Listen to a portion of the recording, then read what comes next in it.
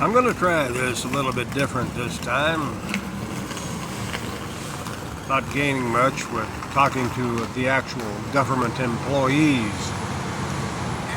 Maybe as their sons and daughters, mothers and fathers, brothers and sisters, aunts, uncles or cousins, neighbors or friends, you can convince them to study the Constitution a little bit more thoroughly, especially those who swore an oath to it.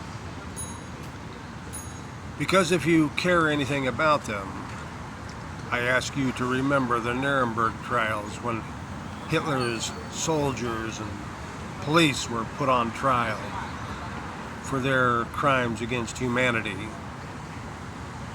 Remember, they too had family and friends and bills to pay, which is some of the reasons or excuses that they used for doing the things that they did.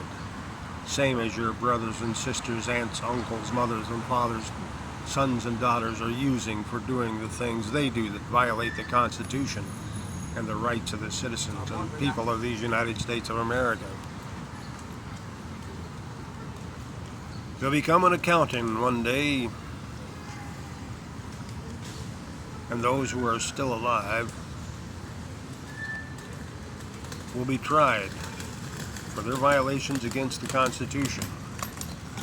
Article 3, Section 3 declares that as treason, 1, in levying war against the United States of America, the nation, or in adhering to and giving aid and comfort to the enemy, in this case domestic enemies in our own government. A 1785 definition for war is the exercise of sovereign authority with force against withstanders, power, force, and resistance being necessary to the elements of war. When legislators pass unconstitutional laws and bills, they are exercising a delegated sovereign power. When police officers enforce that law, they're usually armed, and they do so with force, most of the time with excessive force, against the people with whom they are enforcing that unconstitutional law. All three elements are met: power, force, and resistance. Thus, treason, and those who do nothing while in the position to do so, those who swore an oath to defend the Constitution against enemies foreign and domestic, especially. That includes our military, National Guard, Coast Guard, Border Patrol, federal police departments and agencies. They, when doing nothing, have adhered to and given aid and comfort to those domestic enemies, and are also guilty of treason. When you look it up in the Constitution, you will find that the maximum penalty for treason is up to and including death. So if you care anything about your family, friends, and neighbors who are in the government and having sworn an oath to that Constitution, time for accounting is going to be soon.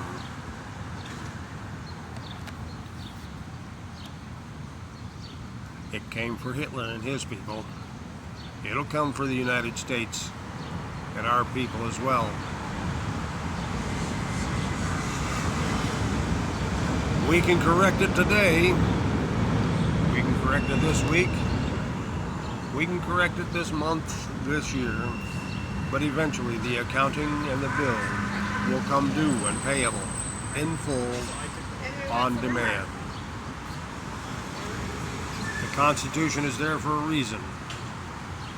As I keep telling the National Guard that pass by and some of the police officers that pass by, when I think about it, that Constitution will either kill you or keep you alive, depending on which side of it you're on. If you're violating it, it'll kill you by the disease of treason.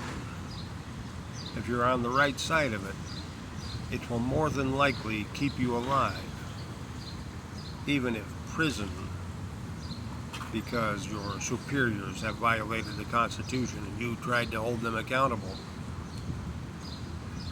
But at least you will not have contracted the disease, or you will have cured your disease of treason and held the nation and the Constitution first and foremost.